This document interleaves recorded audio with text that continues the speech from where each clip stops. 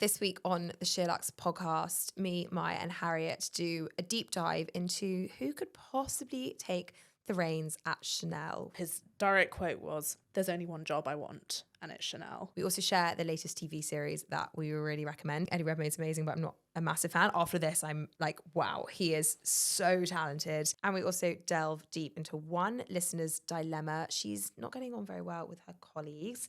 And we've got a lot of opinions on that. So do what I did when I came here, which was have the Christmas party 3 days after. Exactly. That's all you need. That helps. Yeah. And how soon is too soon to start feeling festive? The holiday is like a strict December. Really? Watch. Yeah. I watched that 2 weeks ago. So, wow. It's all here in today's podcast. So please do subscribe and enjoy.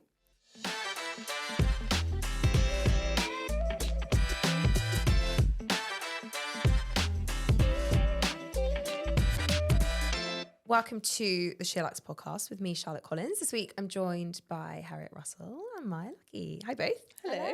Housekeeping first. What are you both wearing today, Maya?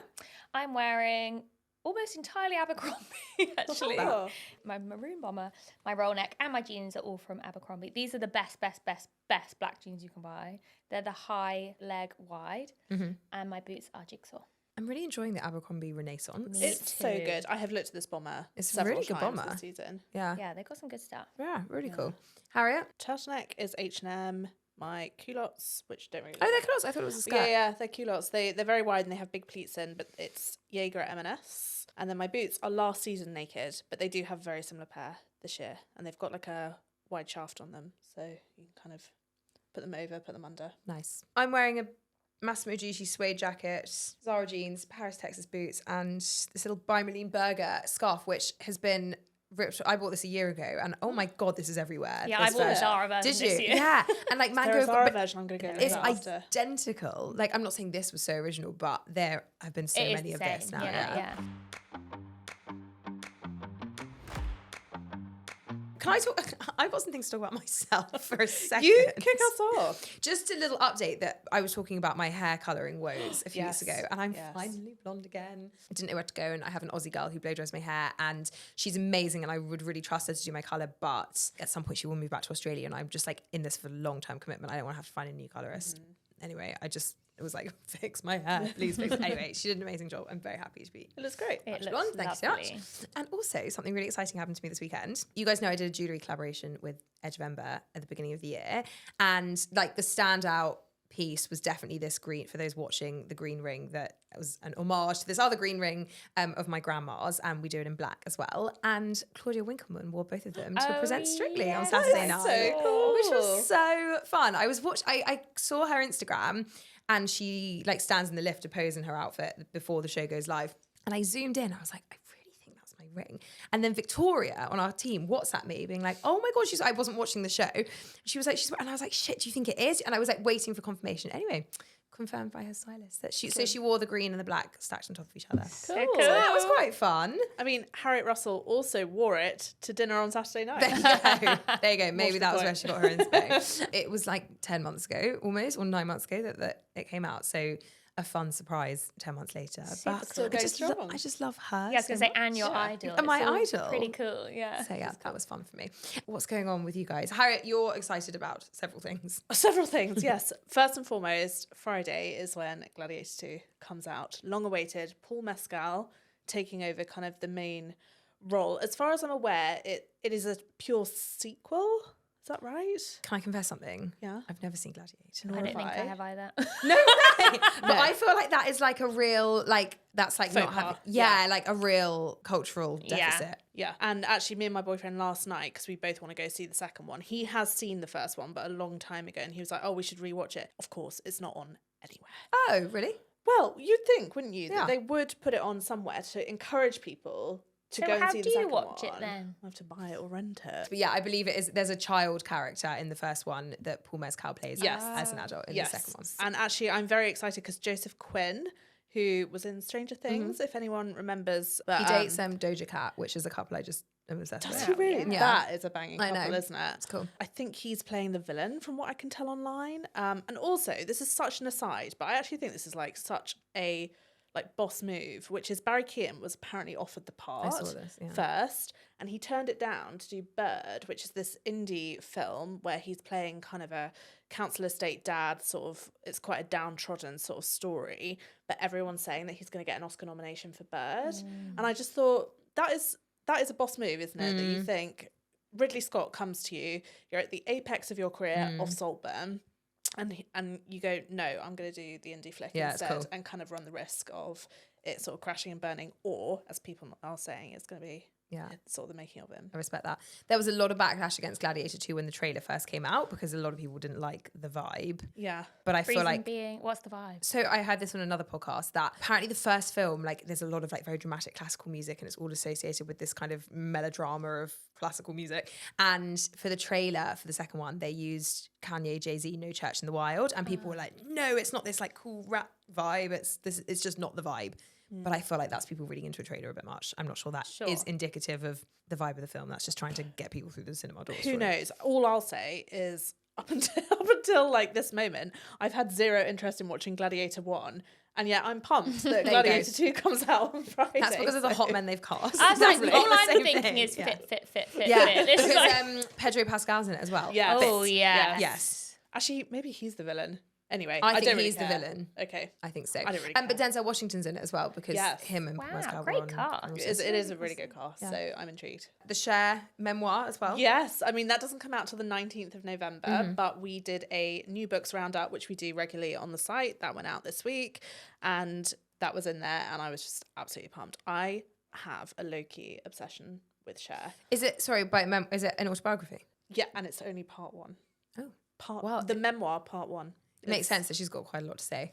Yeah, she's had a long life. I think this basically covers the Sonny and Cher years, basically her breakout and then meeting Sonny and becoming this incredibly famous duo. I mean, obviously before all of our times, but from what I hear, like they were beyond famous. Like they were the Hailey Bieber and Justin Bieber of their times, I guess. And then obviously their relationship turned quite toxic and they got divorced. And I think that's kind of where part one finishes up from what I can tell. I haven't got anything new necessarily, but I am fully in Christmas now, like fully. Already? Yeah, fully. What does that look like? I have watched The Holiday. I watched Bridget Jones. I'm doing my Christmas tree this weekend. Are you? Yeah. Oh, really? Yeah. Okay. And so what's your theme? How do you approach Christmas decorating? I tend to reuse my decorations every year. I'm not someone that like redoes a colour scheme every year. Okay. So I tend to go with red and gold because that's what the basis of all of my Christmas decorations are. But my little niece comes to stay next weekend and I want it all decorated for her to come up. Cute. Her first like proper Christmas in London type thing. Yeah. And I don't know, it's my favourite time of the year.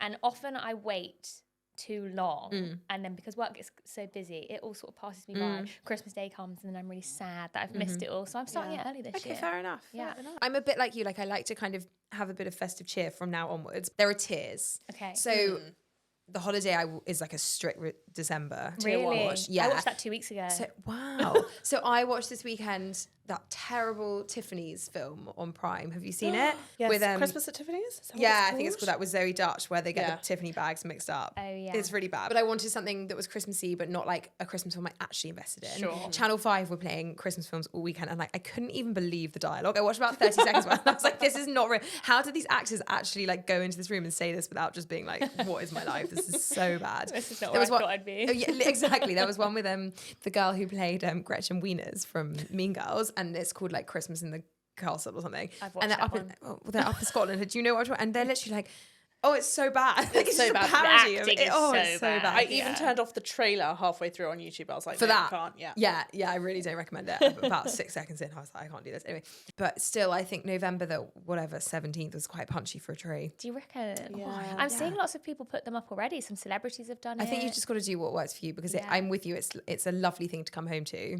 It's just another thing I think is the reason why I like to put it up. And this year, actually, I'm going home a little bit later than I normally do. But because my family don't live in London, I leave my flat in London before Christmas. So I don't really get to enjoy it as much, which is why I like to put it up a bit sooner. You've probably only got like 5 weekends, I suppose, between now and exactly. Christmas. So Yeah. nice to embrace it. Okay, fair enough. Can I recommend a show?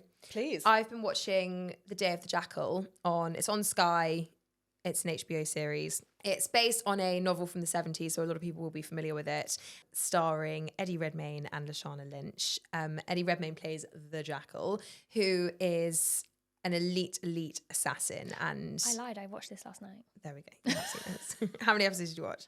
Only one, and then I had a bath. So he plays this very elite assassin who is essentially a shapeshifter. That's where the name the Jackal comes from. It's an animal that can, chameleon-like, change its identity. He's got all the prosthetics, all the thousands of passports, and he basically is this kind of criminal mastermind. You're kind of on his side because he's kind of the protagonist. You're following him along. So you're really rooting for him. Yeah. And he's being hunted by Lashana Lynch, who's playing an MI6 operator. And Hang on, is that like crossover from James Bond? I agree. It's a slight typecasting So there. weird. The role is a bit annoying. I read a really interesting controversial feature in The Spectator. He was like, this isn't, I'm going to get cancelled for saying this, but like her role should have been played by a man. And because they basically they've thrown in like domestic elements for both of them.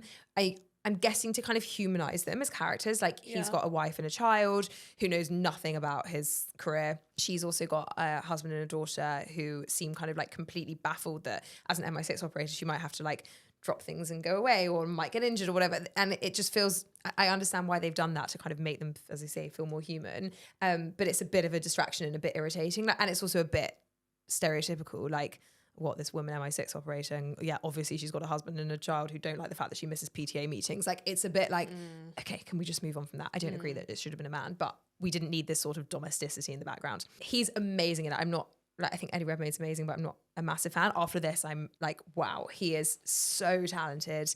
They've dropped 5 episodes already, and now the subsequent 5 will come out every Thursday. Oh, I like it when they do that. Yeah, because now I'm really into it, and I had a good binge. Yeah. But now I can enjoy the rest of it. Yeah. I'm really enjoying it. I really recommend it. Good, because I do fully admit I'd kind of gone off Eddie Redmayne quite a bit, only because I sort of felt he was playing a lot of very similar characters. I feel like gender bending kind of became his thing.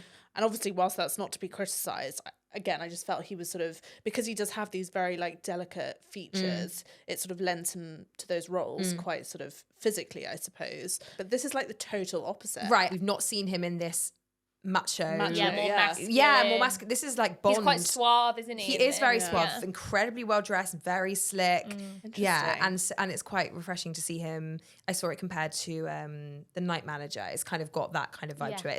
It's not quite as slick as Slow Horses, but in a way that's kind of nice. There's less of, it's a bit more glitz and glam like The Night Manager, and less like dirty, grimy But London. I like that because everyone recommends Slow Horses, and I can't get into it because I sit down and I eat my dinner whilst I watch And it's it, gross. and then I'm a bit like, oh, I can't put this on. Yeah, don't eat and watch It's it. ruining my evening. Yeah, So that's it's- why I can't get into it. It's like a grimy underworld. Slow Horses, Yeah. I think it's brilliant, but Yeah. it's definitely got a kind of ick factor. Whereas this is a lot more Americanized, a lot more Agreed. glossy, Yeah. but not in a bad way. It's really good. I'm also actually very excited for the next White Lotus to come out. Yes, That's trailer very launched soon. today. I'm also really pumped for Wicked to come out next week. Oh, yeah.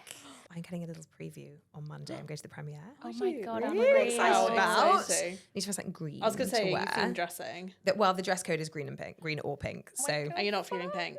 I don't know. Because I feel like I see you in pink more than green. Well, I feel like I wear a lot of pink, so it'd be quite fun So to go wear green. green. Well, my other thing on the new and noteworthy was by rotation have launched a 5-floor townhouse in Mayfair. I saw Nana went this weekend.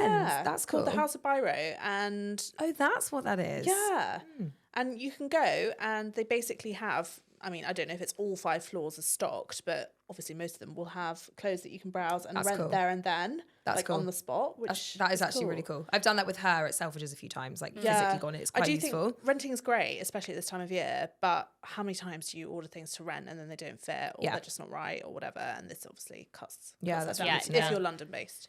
I love renting, but I've had some horror stories from renting dresses. Have you really? Tell me. For my hen do, I ordered a really short Sowley dress, and it had all these feathers in the, like, across the shoulders.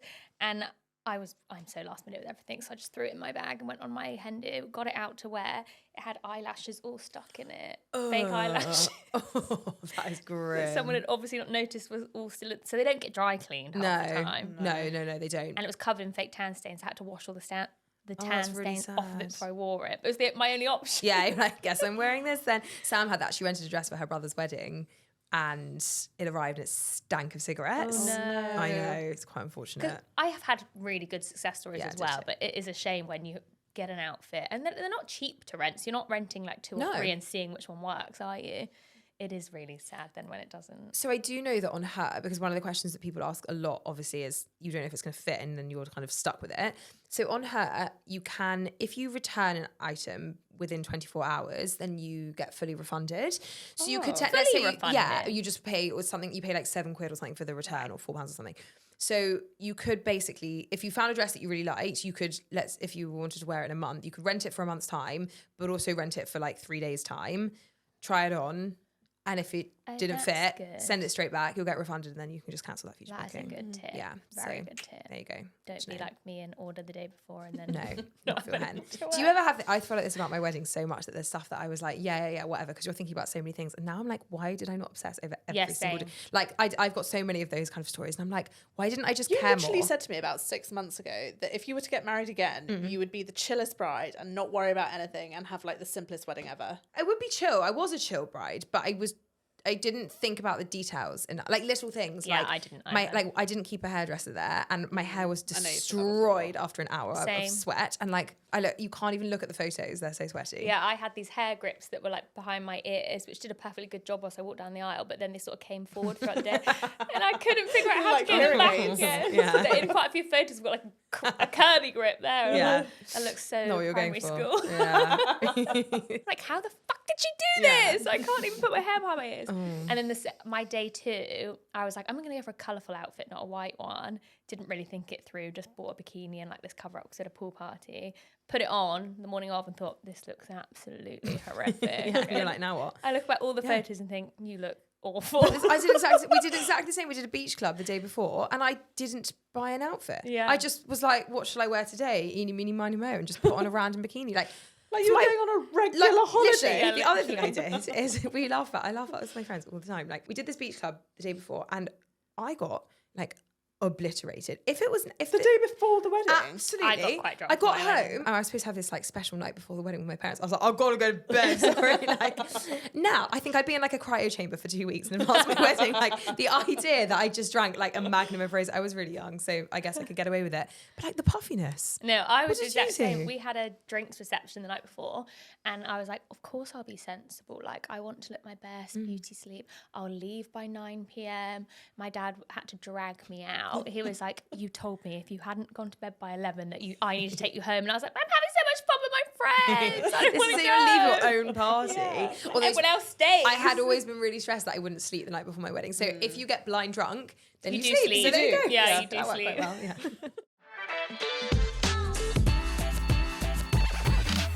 Let's talk about our mustn't miss. And we, of course, should talk about the SheerLuxe Christmas gift guide, which went live last week, which is always exciting. Our team have outdone themselves. It looks great. They have. It looks really good. Any picks? Well, I don't know if it's a specific pick because actually I haven't narrowed it really down, but my favourite page every year, without doubt, is the jewellery page for her. I think we do it so well because there's such a range of budgets in there. It's not all like fine £25,000 bracelets. And so there's plenty of inspo in there for like if you want to get your girlfriend something, if you need to give a partner or spouse some direction. But yeah, there's options for everyone on that page, I think. And it looks so beautiful every year. Oh, I love it. Maya? I really enjoy stocking fillers because I think it's the category that the stuff that you would never buy for yourself. So you can have a bit of fun with it. Like I really want the White Company White Sheerling eye mask. Like there's no reason why I should buy that for myself, but I'm really hoping someone does. The other thing I really enjoyed was our new Luxe Gem page. Yeah. I was similar to stocking fillers. Yeah. That is full of just such fun stuff that you wouldn't necessarily buy for yourself.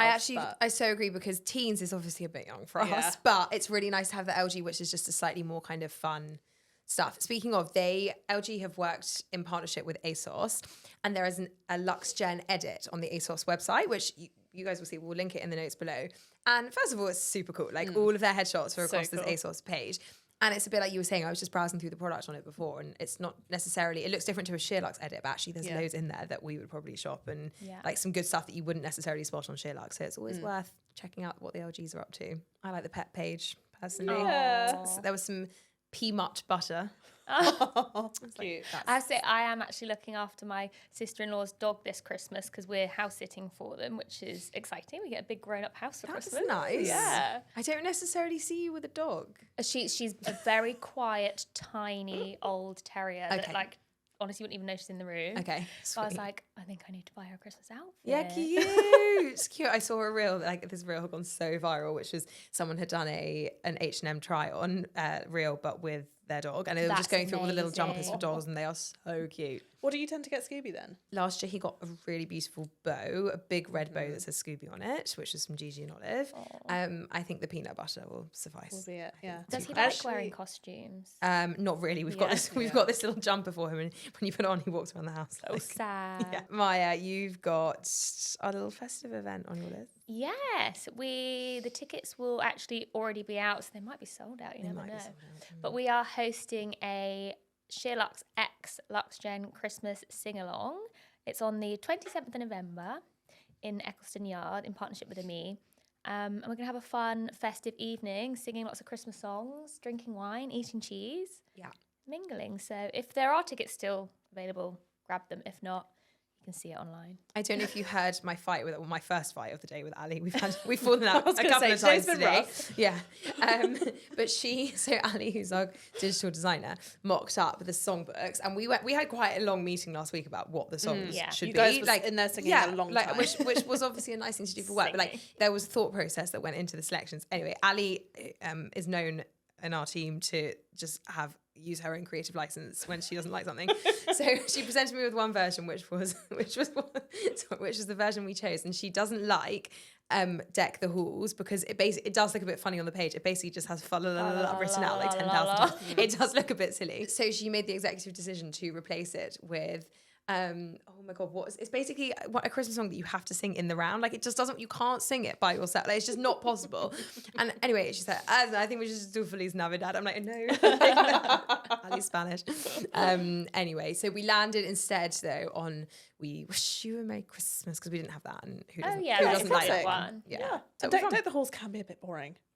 That Deck fa la the la Hall- stuff goes on a while. I think people quite like that. Like it's I quite didn't jolly. actually realise how many fa la la la Yeah, la's there's a were in lot. that Guys, it's song. worth seeing it written down because it's Yeah. quite confronting. Yeah, it's confronting. There's a lot of Lars on that page. Yeah. Anyway. No, it sounds like we've all made the right decision. You know, I'm missing this event. I'm really sad. I know, gosh, I you were know. supposed to be You've been like the leading the poster song. child. I was for it. never prepared for this. It's all worked out quite happily because I was being nominated to be the poster child for this, and this is not my bad. Like Georgie will be all over this. I have no doubt. That Really? Daisy Oh, and is she Georgie. going to yeah, and lead Daisy's the pumped charge? for it. We should say that we are also raising money for Action for Children for the Christmas sing-along. So Yes. we're doing a raffle on the night. We're also putting towards some of the ticket sales to charity, and SheerLuxe is going to match that. Yeah.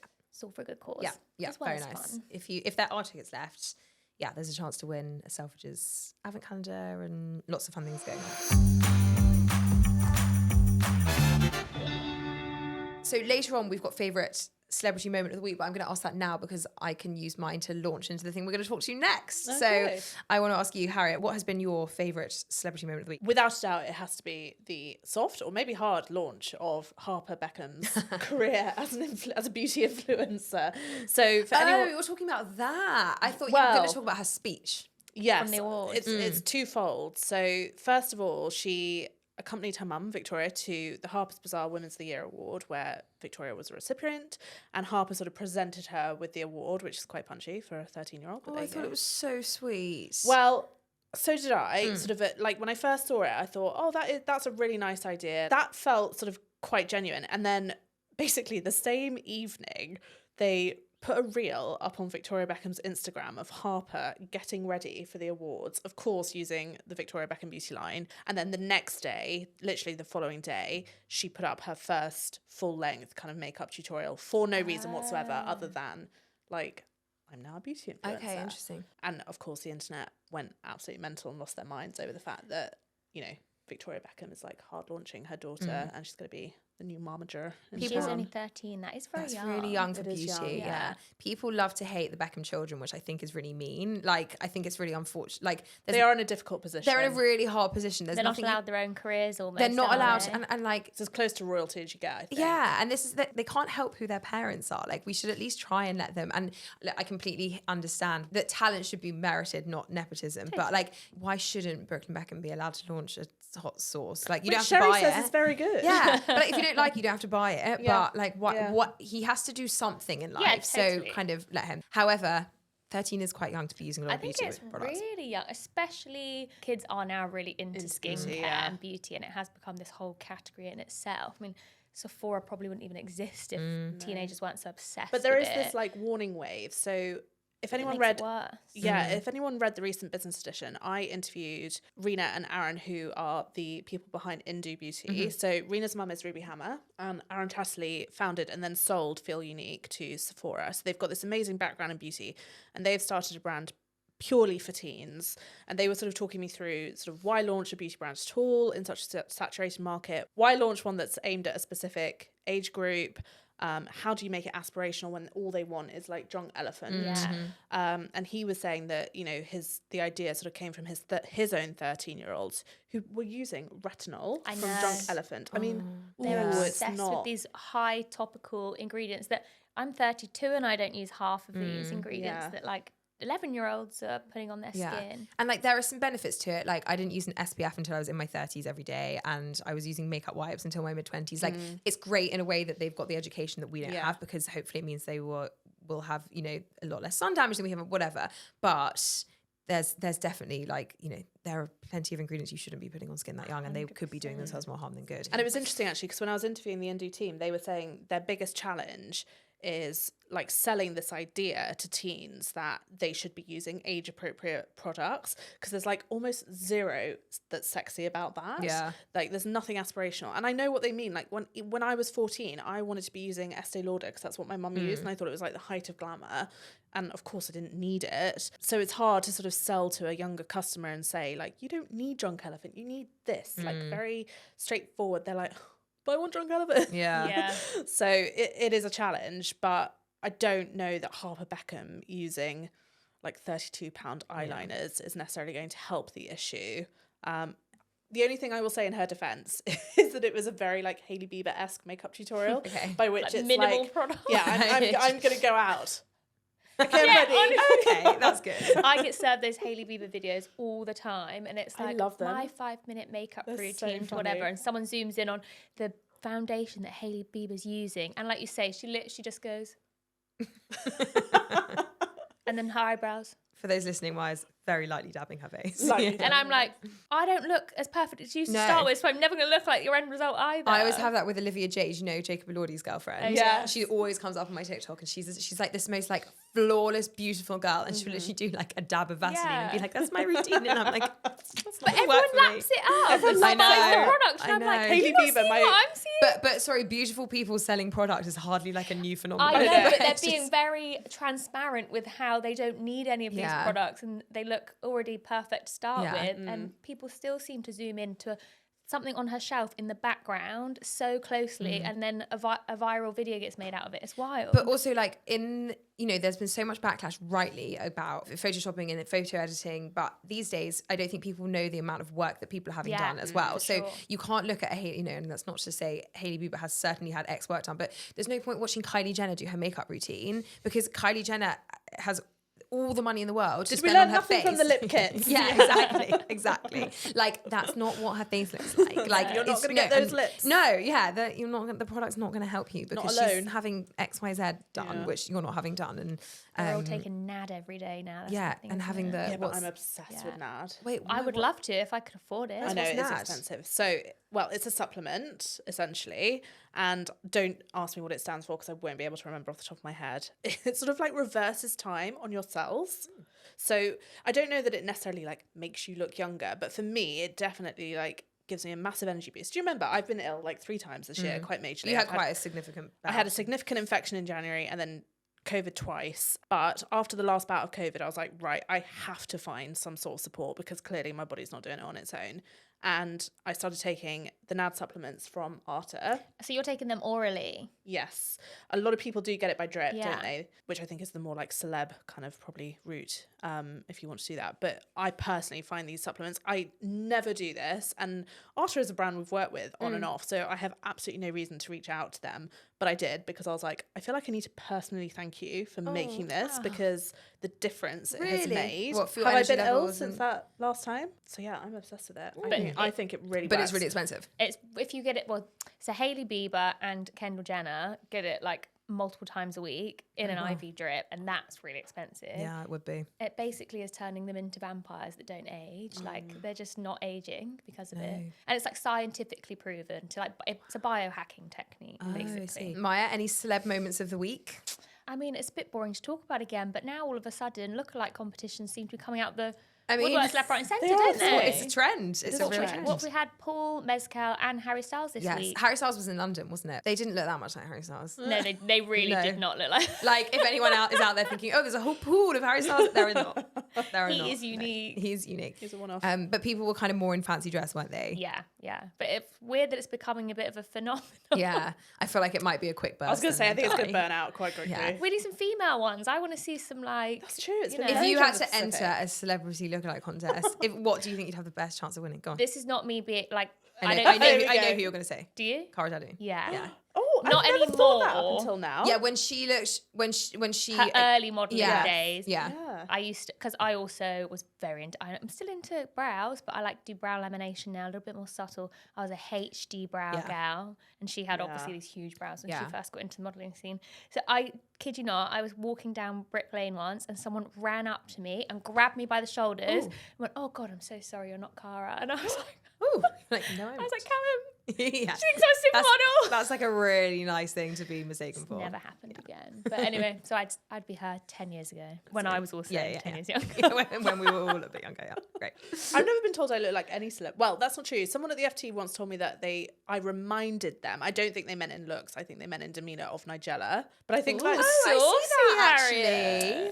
But I think what they just mean is that I have bigger boobs than the average, and obviously ate think my you lunch could- very seductively. I What think can you I could Yeah. enter a Nigella lookalike contest. I Like, don't- if oh, you I had don't to enter a contest. I'd be clutching at straws, but You're also maybe. good with words. So you'd be very descriptive. She's a descriptive Yeah, well, person. she's and she Yeah. comes from a family of journalists, and she was a journalist, so yeah. I used to get mistaken for, do you know who Louisa Litton is from EastEnders? This is Yes, but so I niche. don't get that at She's all. like some random girl who she was on Strictly once. This is years ago.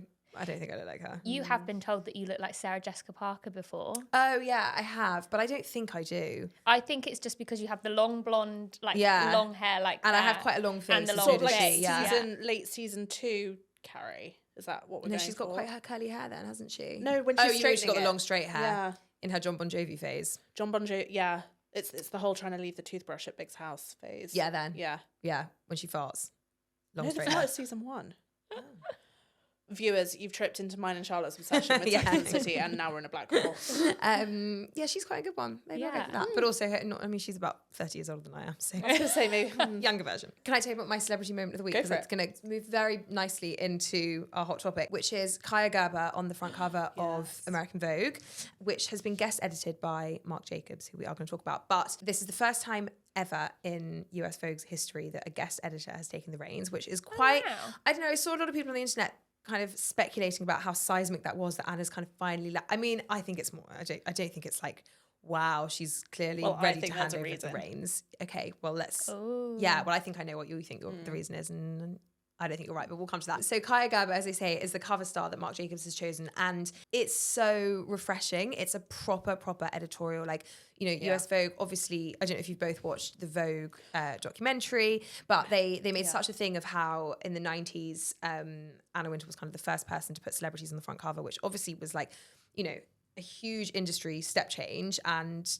kind of hasn't really necessarily ever changed. And of course, there have been kind of editorialized moments throughout, but that kind of very high fashion editorial now is reserved for like the later pages of commercial magazines, and generally it's about the face and the shoot that is deemed to be the kind of most commercially viable and will sell the most products. Sales And mags, yeah, yeah. exactly. Whereas this is so fashion and it's quirky and it's cool and it doesn't feel commercial at all. It's Are very all the looks Marc Jacobs? it's all Marc Jacobs, which leads me to think also, is this not just a commercial Yeah. partnership, the Could well whole be. thing? They just made some bucks. I suspect Marc Because the Jacobs thing might that have gets just me down paid. about fashion editorial in general these days is that they're very often, although I do think there's been a bit of a swing back, but anyway, we had definitely entered an era of like it all being full looks, like full Loewe, full Chanel, and it's a bit dull. Well, because it's just advertisers being Yeah. kept happy. Exactly. So I don't know why they would do this unless it wasn't commercial. Again, we'll come to this. But anyway, it's just super refreshing. It's something so different. And I don't know if you saw, but the way they announced that Marc was guest editing the edition, Marc, like I'm his friend,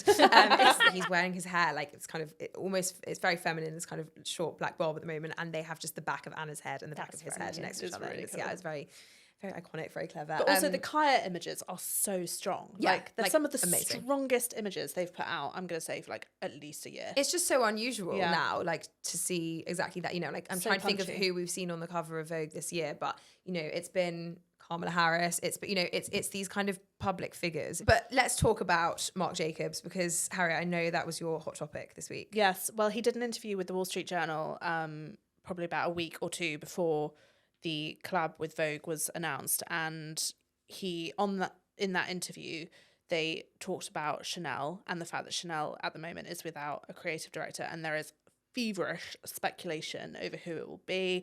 Literally, I've read every name could be in the running. They've said it's Hedi Slimane. They've now said Jacquemus is another name that I've heard in the mix. Tom Brown, I've heard, is in the mix.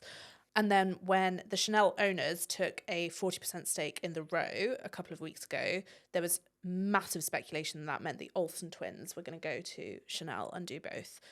They've now said that's not going to happen either. So I loved that rumor, but that was just never going to happen, was it?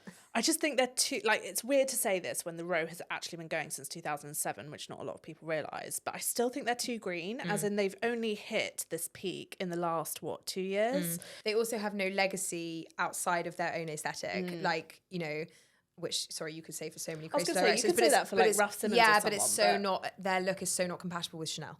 No. If you think about what makes Chanel commercially viable, it's not quite luxury. No, and the problem was, I think, well, there's been lots said about why Virginie Viard, who was, you know, Karl Lagerfeld's heir apparent, should have been a perfect fit for the job. They said basically her clothes were too chic. Like, if you're going to invest in a Chanel price, I think people want other people to know it's Chanel. that they're wearing it. Yeah. It is one of those, it is not the brand you go to if you are somebody who doesn't like labels. Yeah, I think there is an old school Chanel customer from, like, you know, the 50s who potentially still appreciates that you're not necessarily going to know, but on the whole, I'm going to say a modern day Chanel customer wants people to know that it's a Chanel bag, a Chanel sweater, whatever. Yeah. And so when you think of sort of logo mania, when you think of like verging on pop culture, Marc Jacobs sort of becomes a name that then enters the fray. And anyway, his interview with the Wall Street Journal, his direct quote was, "There's only one job I want, and it's Chanel."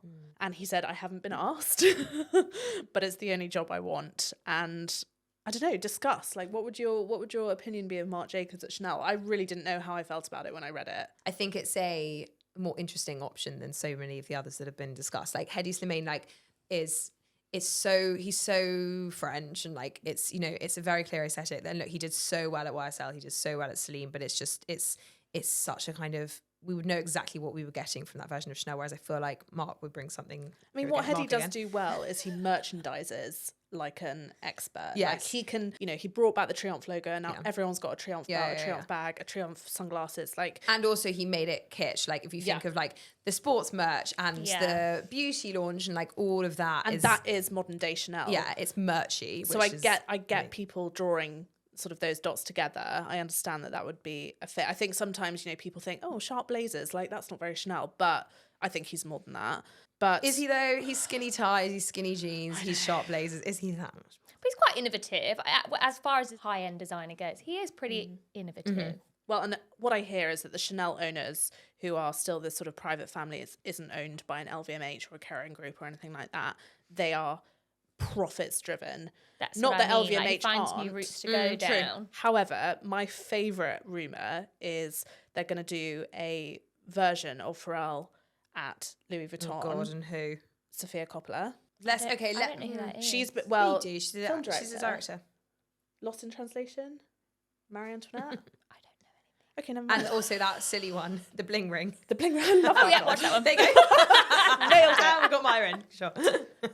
She's been obviously associated as like a brand ambassador. There is a sort of history there and an association there, which it would just be a very different direction to go. And personally, I don't think it would achieve what they want, which is like a return of logo mania. But it's just, I just don't think that she's got the cultural clout that Pharrell has. Like Pharrell brings fans. He's got a street. Yeah. He's got like an aesthetic and a vibe, and I'm not sure that she offers that. Well, I thought you were going to say Sophia is somebody like- more like Margot Robbie, not her, but somebody a bit more She's celebby. the face of Chanel Beauty. Exactly. She is, Marion yeah. Cotillard. I mean, they've got faces of the brand. Yeah. I can't imagine they'll do that. To your point of prices, they've got to try and find a new, younger audience. Surely it's got to be someone that takes them in that direction, makes it more current and like And crazeworthy. convinces 20-year-olds, literally mid-20-year-olds, to drop that kind of money. And I think if we look at things like Supreme and stuff over the last few years, it's all been these streetwear sort of logo mania collabs, which have encouraged people to drop that sort of money on,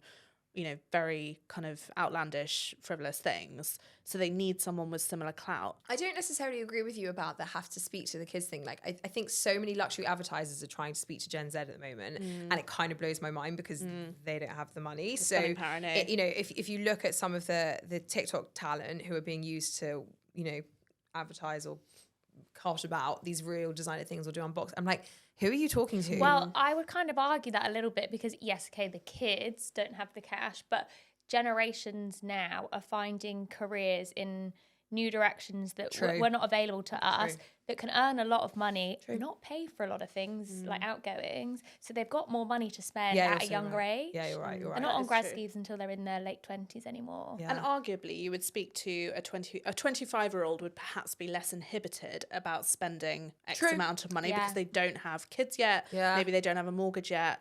Whereas, speaking That's to a another thing, 40-year-old, not my saving mum houses. says that as the years go by, she becomes less interested in spending on clothes, beauty, whatever. Because she knows, she's got life experience that, whatever. So maybe it is easier to sell a dream to a 25-year-old. But also, you're so right. If you think you were never going to be able to afford a mortgage, you don't bother You're saving going to for a spend deposit, your so you money. just spend your cash. 100%. And I do think designer brands and things are becoming more desirable to that like middle age range. They're not super young, but they're not like, paying a mortgage in their late 30s. Yeah, you're so right. So I think maybe they are missing a bit of a gap in the market with that audience not really wanting to buy Chanel yet, but maybe want to. I think it would be cool, and I feel like you would disagree with this, if Chanel did have a sort of entry level product range. No, I don't disagree. I agree with that. Because if you could buy Chanel for more like hundreds, not thousands, then they really would be back on the map again. And wouldn't they argue that the beauty line and like the sunglasses do that? I feel like it's not enough though. Yeah. I mean, even, Hermes sell sandals for half the price that Chanel sells sandals for. Like, it's a quarter of the price. Like, even some of the most luxury, serious houses have kind of opened up the price point, I guess, to a more affordable one. So Chanel strictly do not. They don't, so, but it would be cool if they did, because then also that is a gateway drug to buying a Chanel handbag. Yeah. Like, you've got the gets people sandals and in. the belt, then you want the bag. So true. Yeah, if you need more advice from us, Chanel, just let us know. I've got a day rate, guys. I'm giving out free consultancy She's got bags today. to buy. This is the consultancy. Okay, let's move on. We're going to discuss your dilemmas. But before we do, a little reminder, please, if you're enjoying our chat, to do subscribe wherever you get your podcasts. It really, really helps us out. So please do go and hit that subscribe button if you can. Okay, somebody says, what to do if you hate your co-workers? I started a new job a couple of months ago and I'm really not gelling with anyone here. They're not my kind of people, but that's bringing me down day to day. What should I do? Tricky one. It's hard, isn't it? Because you spend so much of your life at work. Like, so much more time with your colleagues than anyone else. Yeah, sometimes I think that my colleagues, are you my family and best friends? Or do I just work with you? I'm not sure at this point. Yeah, it's so true. It's so Harriet, true. you had experience with this. Yes, I've had, two lots actually. I've had essentially 4 major jobs since I left university. My first one, yes, I didn't really get on with anyone that I worked with. Not, in an antagonistic way, but purely what she's saying, which is like, just don't have any shared interests with anyone. It was a mainly male environment. My second job, I loved the people. Third job, not so much. And then fourth one, love the people. So I really sympathise, because I do think the success of those jobs has largely hinged on getting along with the people. I do think it can be a bit of a make or break thing. You have to be quite logical about it, and I suppose it's an opportunity for maturity, which is you have to look at it and say, to what extent is this my dream job? The actual work, like, am I here for a reason, or is it actually not serving me on sort of both fronts? And I think with my first job, where I didn't get on with the people, that was true. The work was really important. Like, I was making huge amounts of contacts. So I just played that to my advantage. I basically went out all the time to meetings, to events, like to coffees, to lunches, because it meant I could spend like minimal time in the office. And I didn't really mind having to maybe catch up on emails in the evening if it meant I could be out meeting people. That job, because it was a journalism job, it ended up, I ended up being redundant at 23, which was also very challenging. But on LinkedIn, I changed my status from whatever the job was to freelance. Not true. But a guy that I had met at one of these events emailed me and said, I'm leaving the FT. Do you want my job? Oh, no. Wow. And within about 3 weeks of that, I had that job at the FT lined up. So, and I tell this as sort of like a moral cautionary tale to people, which is like, particularly for young people entering the workforce, like, got to get out, you've got to meet as many people as you can, use the access of those early jobs to your advantage for the next thing, which worked out really, really well for me. The people were a lot better and it all turned around. I think if I was finding it like very draining to make conversation every single day and having to come up with things to talk to my colleagues because I didn't feel natural, I would probably, like Harriet, think, is this for me? Because you do spend so much of your life there that you just don't waste your days somewhere that you aren't happy. Regardless, you will find that role somewhere else, like you say. I think if it's just a little bit of like, you're being a bit narrow-minded and actually maybe you need to step outside of your comfort zone a little bit more and open up, then take it like down that direction a little bit more. Like, not everyone has to be the same as you for you to get along with them. But that's just an assumption because I don't know more details. Yeah. It's also very good to go outside of your workplace with your colleagues and have a drink and loosen up a little bit in that way, I find.